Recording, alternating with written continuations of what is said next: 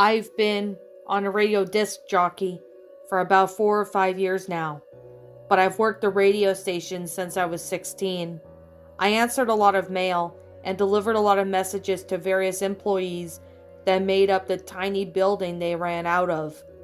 I was ran like their pet as they watched grow up to become the DJ himself.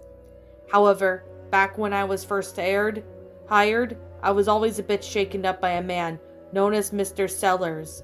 He was not the boss by any means, but he was supposedly very vital to the production of the radio. They gave him an office without windows. They gave him a title like the creative director or something that I'm sure was not a real title at all. You did not have to know much about him. He was an eccentric man. His family would constantly be worried about him, and therefore he had his own personal assistant, who was actually a psychiatric nurse hired by his rich family to make sure he did not hurt himself or something. Mr. Sellers was always paranoid. He spoke with the governmental spies, recording devices, and surveillance. He trusts no one, and could hardly take a look at me in the eyes. Even though I was just a teenager then, he had an 8mm camera and a cassette tape recorder within arm's reach at all times. In meetings, he would lie his head down and play the loud tape that sounded like very heavy, degraded lo-fi music right to his ear. I would come across the room and still get a headache from it. But the man seemed immune. In fact, it calmed him down. He was seriously mentally ill, but he had some fantastic ideas. They kept him on it because it would cost them more than to replace him or to lose him. Now, if you think this is some crazy story about some psycho who ends up killing his family and wearing their skin or something, you're wrong. This is not some awful depiction of the unfortunate mental illness. This is just something that has happened to me that sends chills up and down my spine when I think of it. So anyway, I worked for quite some time answering mail, but even though I was usually quiet with a room full of envelopes, I was not too far away from the daily drama of Mr. Sellers. He had many different moods. Sometimes paper, he let it slide for. Sometimes he would not even leave his office and not let anyone in.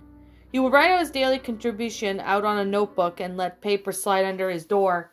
Other times he was all over the building. He recorded on his camera and laughed a lot. It was pretty much like everyday situations that made him laugh, and laugh he could ask, "What time is it?" and someone would have spelt 2:30. He would have been on the floor laughing if it weren't for the best joke in history. There were times where he would refuse food because he thought it was rotten when it was not. He would oftentimes refuse to drink water because he thought that they were pumping some gasoline into the water systems. He would not sleep for days because he thought people videotaped him while he was asleep. He collapsed in exhaustion 3 times and of dehydration once. Twice was escorted out of the building by police kicking and screaming. Then there was unseen while he was staying in the mental hospital for 6 weeks at a time. He was not creepy. He was just some guy who were sort of pitied. However, with all the talk of surveillance and elaborate conspiracies about lost privacy, people in the office felt ill at ease. It did not help that Mr. Sellers waved his camera around all the time. Not always like that. Only when it was quiet.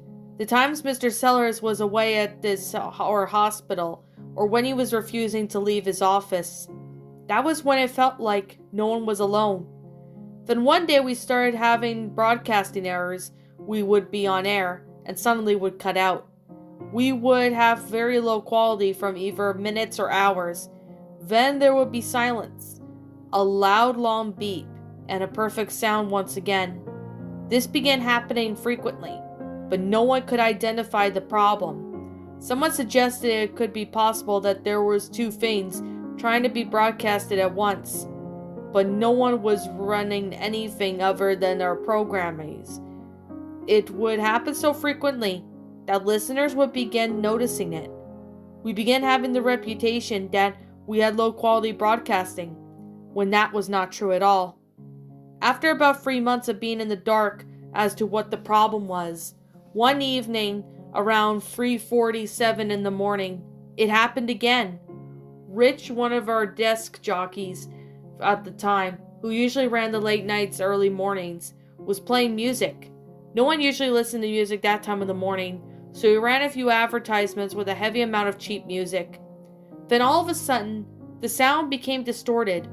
Rich had no idea, but Miss Jennings, who was listening to it, could hear the sound cut into static. The static was a motionless voice, and it had a high pitch to it, an eerie undertone. If you listen closely, you could hear a man talking in a lone voice. Miss Jennings made everyone who was present listen, including the janitor, and they all could not understand where it was coming from. No one was at the office at all, and everyone who stood in the room listening to the weird transmission, Miss Jennings had started recording into the blank tape. She was not recording it when it first came on, but afterwards she did. The voice stopped and cleared her throat, and then went silent. There was no voice, just static. Then there was a very faint and then another ooh. That part was only heard after the recording tape played back. The static stopped and went into solid silence. Then after the sound of the telephone dial, a click, the music began playing. When I came in that night, they made me listen to the tape, and they told me what happened. They made our tech specialist listen to it, and he began to suspect that somebody could be hijacking the broadcast signal. He said it was possible that whoever's doing it could be causing the problems we've been having, and that person was unsuccessful before. Since it was a big deal, even if it was 3 in the morning, it was still illegal, and it was causing a lot of problems. We decided to see if it would persist. For the longest time it did not. We continued as normal as the problems stopped. This continued for months until one day, just around noon, the signal cut out and it became clear, near statisless sounds unlike before. This time it sounded like a tape recorder of someone speaking being played backwards. There were different sounds, faint voices, and a familiar sounding one that sometimes whispered, and sometimes spoke in concerning tone. It was all played backwards, so you had no idea what was said. We were able to catch most of it on our own recording. And when we played it backwards, thus making it play normally, we were shocked to hear that the familiar voice was Mr. Sellers, and the other voices were snippets of the conversations with him. Recordings of past broadcastings, and what sounded like a recording device being sat next to the television set during a film. Mr. Sellers was immediately questioned about the incident, and without blinking, he admitted to the broadcast signal intrusion. It never had been reported, mostly because everyone felt bad for him. The next day he was fired. He went to live with his mother or something. I did not hear much about it since. His office was emptied, but he had left a ton of tapes behind. I've listened to a few of them out of curiosity. Some were the awful, heavy, degrading music. Others were sounds of conversations, TV, radio, and single records. It was eerie like some sci-fi movie material. I nicked at a few tapes for myself. They were just going to throw them out the dumpster in the back anyway. I took 2, and I still have them. Anyway, I eventually became a DJ a year or 2 after Mr. Sellers was fired. It was a great gig. I started working in the early mornings, and later moved on to time slots with more listeners. Without Mr. Sellers, the place was quiet, and it was normal. However, we were lacking creativity, and we were all pushed to our creative limits. Television was much more popular than radio, and we needed to give people a reason to listen. I was working one morning and it happened again.